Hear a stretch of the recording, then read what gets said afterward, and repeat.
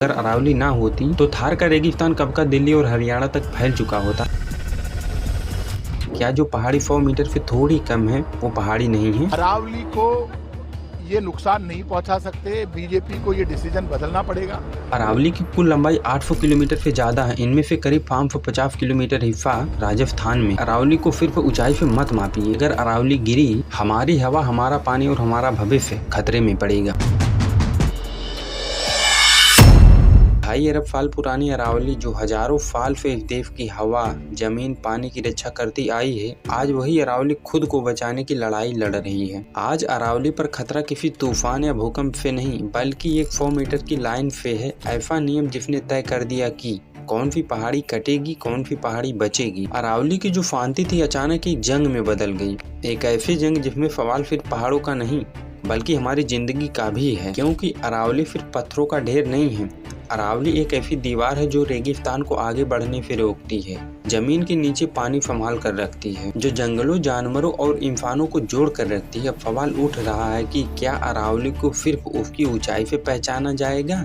क्या जो पहाड़ी 100 मीटर से थोड़ी कम है वो पहाड़ी नहीं है? क्या उसे काट देना सही है? इस एक सवाल ने पूरे उत्तर भारत को हिलाकर रख दिया है। अरावली भारत की सबसे पुरानी पहाड़ियों में से एक है। ये कोई नई बनी पहाड़ी नहीं, बल्कि ऐसी पहाड़ियाँ जो करोड़ों साल पुरानी है, राजस्थान से लेकर हरियाणा, दिल्ली तक फैली। अरावली रेगिस्तान और हरे भरे इलाकों के बीच एक ढाल की तरह काम करती है। अगर अरावली ना होती तो थार का रेगिस्तान कब का दिल्ली और हरियाणा तक फैल चुका होता। अरावली बारिश के पानी को जमीन में उतारती है, कुएं, तालाब और झीलें भरती है और गर्मी को कंट्रोल में रखती है। यानी अरावली सिर्फ एक पहाड़ नहीं बल्कि एक पूरा सिस्टम है। असल में सालों से साफ नहीं था कि किन पहाड़ियों को अरावली माना जाए। अलग अलग राज्य अलग अलग तरीके अपनाते रहे। कहीं कहा गया जहाँ ज्यादा ढलान है वही अरावली, कहीं कहा गया जहाँ 100 मीटर से ऊंची पहाड़ियां हैं वही अरावली, कहीं कहा गया 2 पहाड़ियों के बीच दूरी होनी चाहिए। यहाँ तक कि सरकारी और तकनीकी संस्थान भी एक जैसी बात नहीं कर पा रहे हैं। इसी गड़बड़ी की वजह से यह मामला सुप्रीम कोर्ट तक चला गया।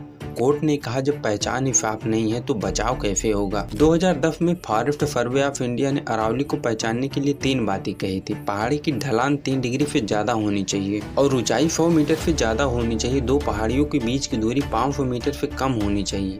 ये नियम कागज में ही अच्छे लगते थे, लेकिन जमीन पर इसका असर उल्टा पड़ा। कई ऐसी प्राकृतिक पहाड़ियां जो असल में अरावली का हिस्सा थे, इन नियमों से वो अब बाहर हो गई। मतलब उन पर खनन करना और कटाई करना आसान हो गया। इस उलझन को सुलझाने के लिए सुप्रीम कोर्ट ने एक टीम बनाई। उस टीम में शामिल थे पर्यावरण मंत्रालय, फॉरेस्ट सर्वे ऑफ इंडिया, राज्य के वन विभाग, भू वैज्ञानिक सर्वेक्षण और कोर्ट की अपनी समिति। इस टीम ने कई साल काम किया। 2025 में अपनी रिपोर्ट कोर्ट को दी। 100 मीटर का फैसला आया। 20 नवंबर को सुप्रीम कोर्ट ने इस रिपोर्ट को मानते हुए कहा अब सिर्फ वही पहाड़ियां जो 100 मीटर से ऊंची है अरावली मानी जाएंगी। यहीं से विवाद शुरू हुआ। कोर्ट के लिए नियुक्त वकील के परमेश्वर ने कहा यह परिभाषा बहुत सीमित है। उनका कहना था अगर ऐसा हुआ तो जो 100 मीटर से कम ऊंची पहाड़ियां खनन और निर्माण के लिए खुल जाएंगी। अगर एक हिस्सा कटेगा तो पूरा सिस्टम टूटेगा। सरकार की तरफ से अतिरिक्त सॉलिसिटर जनरल भाटी ने कहा पुराने नियम तो इससे ज्यादा इलाकों को अरावली से बाहर कर रहे थे और हम कहते हैं जो 90% हुआ है वो कम है। उनके मुताबिक ये जो 100 मीटर वाला नियम है ज्यादा साफ और समझने लायक है। इससे कानून में भ्रम कम होगा और फैसले एक जैसे लिए जा सकेंगे। अरावली की कुल लंबाई 800 किलोमीटर से ज्यादा है। इनमें से करीब 550 किलोमीटर हिस्सा